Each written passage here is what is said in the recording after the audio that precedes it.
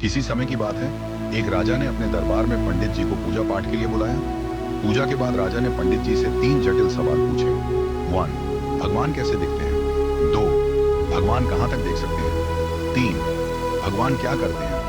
पंडित जी थोड़े सोच में पड़ गए और बोले, महाराज, इन सवालों के उत्तर देने के लिए मुझे थोड़ा समय चाहिए। राजा ने उन्हें 1 महीने का समय दिया। पंडित जी घर लौट आए, लेकिन कई दिनों तक उत्तर नहीं सूझा। उनकी परेशानी देखकर उनका बेटा बोला, पिताजी, आप क्यों चिंतित हैं? पंडित जी ने उसे राजा के सवालों के बारे में बताया। बेटे ने आत्मविश्वास से कहा, पिताजी, आप चिंता न करें, मैं इन सवालों का उत्तर दूंगा। अगले दिन दोनों राजा के दरबार में पहुंचे। राजा ने पंडित जी से पूछा, पंडित जी, आपने मेरे सवालों के जवाब खोज लिए? पंडित जी ने कहा, महाराज, मेरे बेटे ने इन सवालों के उत्तर देने का जिम्मा लिया है। राजा ने पूछा, तो बताओ, पहला सवाल, भगवान कैसे दिखते हैं? पंडित जी के बेटे ने मुस्कुराते हुए कहा, महाराज, कृपया एक कटोरी दूध मंगवाइए। दूध लाया गया। लड़के ने उसमें अपनी उंगली डालकर पीना शुरू कर दिया। राजा ने चौंक कर पूछा, ये क्या कर रहे हो? लड़के ने शांत स्वर में कहा, महाराज, क्या आपको इस दूध में मक्खन दिख रहा है? राजा ने सिर हिलाया और कहा, नहीं।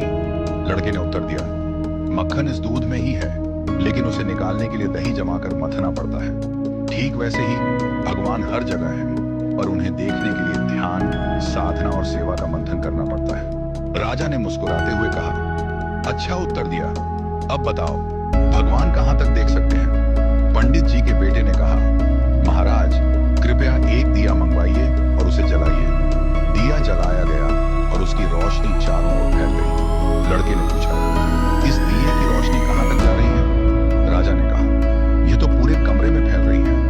लड़के ने उत्तर दिया, ठीक वैसे ही भगवान की दृष्टि की कोई सीमा नहीं है। जैसे इस दिए की रोशनी हर दिशा में फैलती है और सब कुछ देखती है, वैसे ही भगवान भी हर जगह सब कुछ देख सकते हैं। राजा ने संतुष्ट होकर कहा, बहुत अच्छा उत्तर दिया।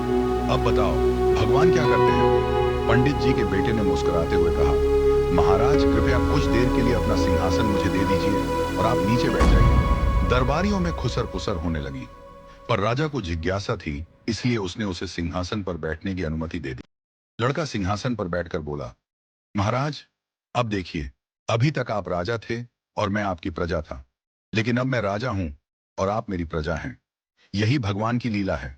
भगवान जिसे चाहते हैं उसे ऊंचाई पर बिठा देते हैं और जिसे चाहते हैं उसे नीचे उतार देते हैं। यही उनका काम है। राजा यह सुनकर चकित रह गया। उसने पंडित जी और उनके बेटे की चतुराई की सराहना की और उन्हें ढेरों उपहार दिए। राजा ने कहा, आज तुमने मुझे भगवान की शक्ति, दृष्टि और कार्यों का गूढ़ रहस्य समझा दिया। इस घटना के बाद राजा ने विनम्रता और सेवा का भाव अपनाया, क्योंकि वह समझ गया था कि भगवान हर जगह हैं और हर रूप में विद्यमान हैं।